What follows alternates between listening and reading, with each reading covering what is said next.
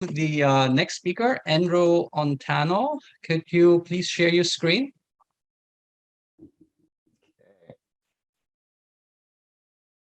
Very good.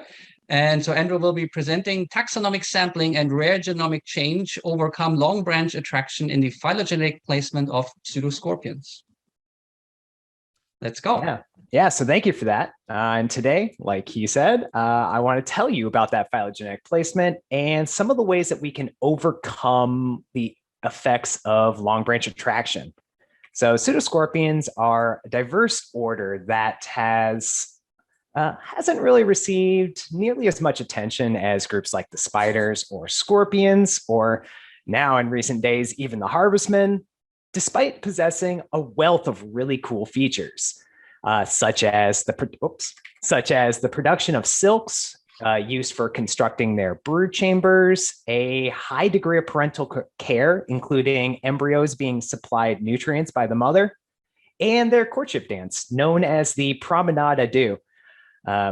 Each of these traits is found in various arachnid orders, but we don't know much about their origins or homology.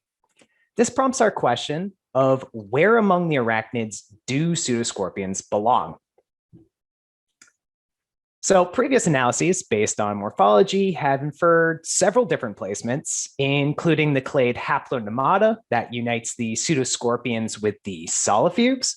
But in spite of this, molecular analyses utilizing the ever-growing amount of omic level data infer the placement of pseudoscorpions as either sister to the arachnopulmonates, sister to the scorpions, or sister to one or both of the orders of Acari. So why do we see so much instability in their placement? If we focus in on one of these analyses, represented here with the terrestrial arachnids in pink, several lineages bear disproportionately longer branches than the rest. These include the parasitoforms, the acariforms, and finally, of course, the pseudoscorpions. So all three of these lineages have undergone heightened rates of DNA evolution compared to other arachnids, leading phylogenetic analyses to recover these groups clustered together towards the base of the arachnid tree. So why does this instability exist? And if the placement sister to Acari is erroneous, how do we overcome long branch attraction errors? We sought to test two different factors that potentially dictate the placement of pseudoscorpions. First, the breadth of taxonomic sampling, and then second, the threshold for data completeness. Now, until recently, analyses focused on this corner of the tree of life represented the pseudoscorpions by no more than a handful of taxa, except for the analysis done by Lehia Benavides and colleagues, which sampled across all major superfamilies. For our analysis, we wanted to expound on that and sample with a broader group of the chelicerates. So by sampling 40 pseudoscorpion taxa and 77 other chelicerates, and utilizing the arthropod-concerned buscos as our genes of interest, we assessed the interaction between two different aspects of supermatrix construction. First, what happens as we begin with a full tree of pseudoscorpions and sequentially remove the basally branching group in order to inflate the length of their uniting branch? Second, we wanted to examine multiple thresholds for data completeness, ranging from a sparse matrix of 1,002 genes represented in at least 55% of taxa to a concise matrix of about 248 genes, or exactly 248, represented in at least 80% of these taxa. So let's look at these 42 different matrix constructions, looking at these two different axes. In the largest data set of 1,002 genes, we'll start with a taxon deletion where we only have one superfamily of pseudoscorpion remaining and start to add them back in. So to orient here, the pseudoscorpions are highlighted in red, and they're clustered with the other orders of Acari in both green and yellow. Now, also notice that the scorpions are down there in blue. That's that other topology that we sometimes recover in these phylogenomic analyses. So as we slowly add taxa back into our analysis, this cluster of long branch taxa still remains. But beyond this addition, we get a flipping point in the placement of pseudoscorpions. And now in all subsequent editions, pseudoscorpions fall as sister to the scorpions within the arachnopomenids. I've shown you only one completeness threshold, but this trend is predominantly the same across each of these rows of data completeness. So in every row, as we add more taxa, we hit a critical point where we are successfully breaking long branch attraction. So this shows that the impact of our taxonomic sampling and broadening it played a significantly greater role than data completeness in overcoming long branch attraction artifacts. Now, I've shown you that throughout these previous works and our analyses, multiple pseudoscorpion placements are recovered that contradict one another.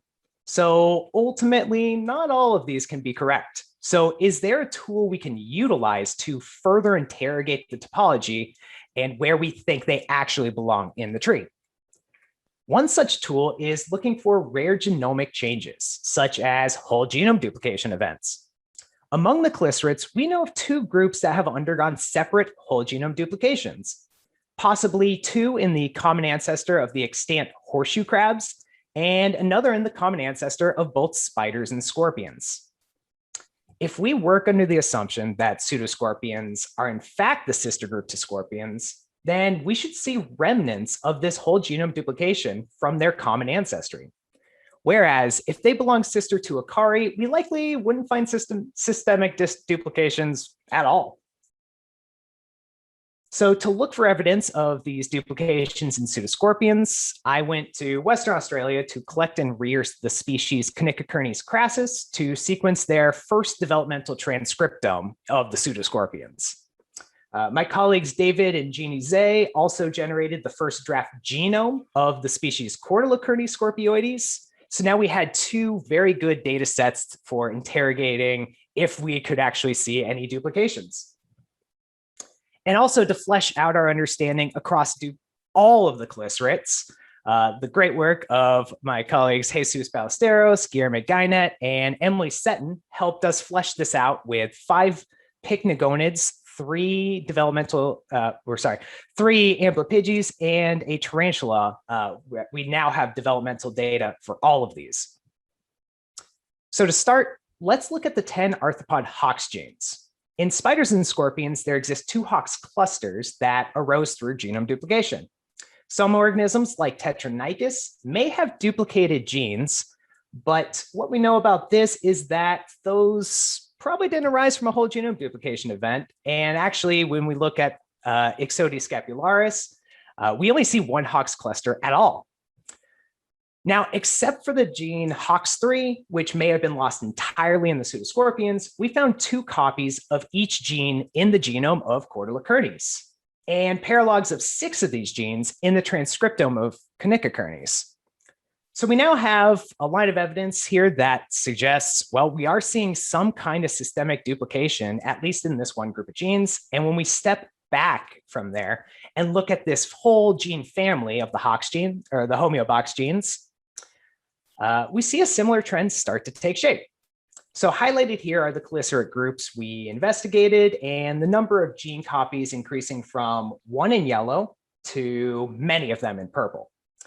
Note as we expand this gene family that arachnopomenids frequently have 2 or more copies due to their whole genome duplication. Zoophosera have even more due to their independent duplications, but the rest of the chlyserids frequently only bear 1 copy of each gene.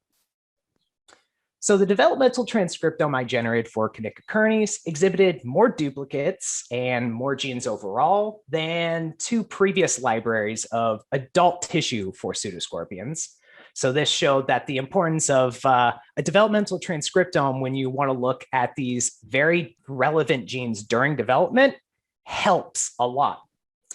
So there's the difference that we see. And when we finally look across all of the homeobox gene family, we find 26 duplicated genes in pseudoscorpions that are shared with the arachnopomenids, each of these highlighted with the arrow.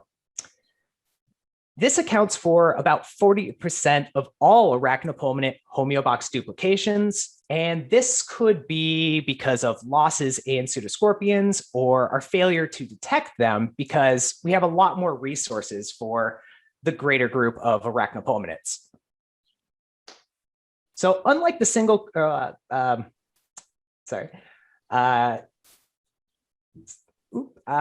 the presence of these gene copies tells us only part of the story, but it doesn't tell us everything. So we need to complement this by looking at gene trees. So one shown here is the leg patterning gene doxin, which doesn't belong to the homeobox gene, but is another transcription factor important for extension of the leg.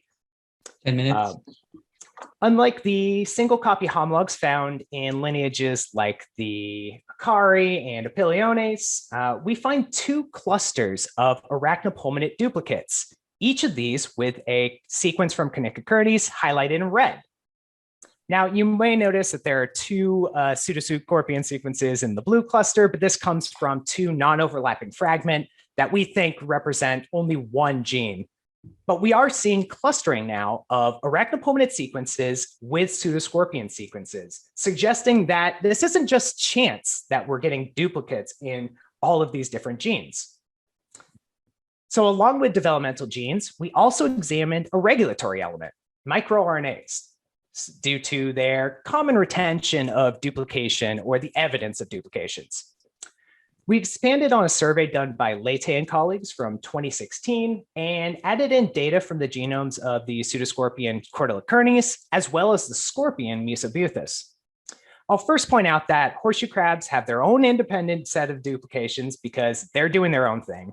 But despite fragmentation in the Pseudoscorpion genome assembly, we detected 4 microRNA families shared between Pseudoscorpions and the rest of the arachnopominids, highlighted in pink.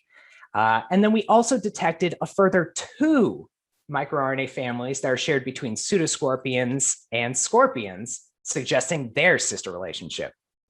So through our phylogenetic analyses and the detections of duplications in developmental genes and microRNAs, we've greatly improved our understanding of pseudoscorpion evolution. We gave the name Panscorpiones to this new clade uniting both pseudoscorpions and scorpions, and we also redefined arachnopominids to include the pseudoscorpions. So united by this whole genome duplication, labeled in red, the placement of pseudoscorpions among arachnopominata gives light to the shared origin of several morphological features and reproductive traits. The book lung has been lost entirely in the pseudoscorpions during their process of miniaturization, much like what is seen in some derived spiders. And rather than an independent evolution of things like the promenade d'oeufs, the use of a stalked spermatophore, and the secretion of a brood sac, these features were likely present in the common ancestor of our newly defined arachnopominata. So in this work, we've utilized broadened taxonomic sampling to overcome long branch attraction artifacts in pseudoscorpions and leverage a genomic changes, multiple genomic changes to corroborate the placement of pseudoscorpions as sister group to the scorpions in our new clade Panscorpiones. And with that, I'd like to thank all of you for listening, as well as all my collaborators and everyone in the Sharma lab. And if we have time, I'll take some questions. Awesome. Thank you so much. Yes, we have certainly time for a couple questions.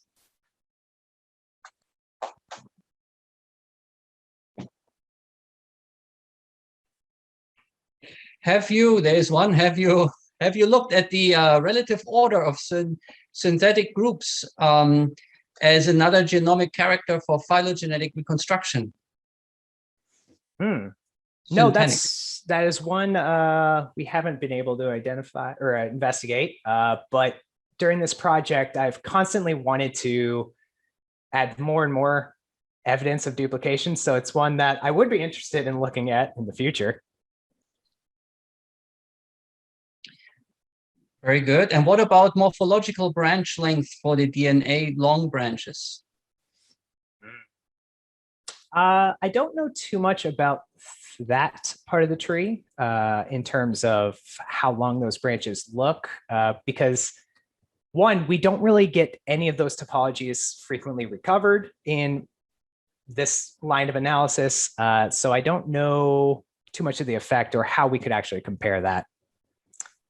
Namely because, well, when we look at these molecular trees, we're seeing this in just these three lineages that, well, we never recover them together in a morphological tree.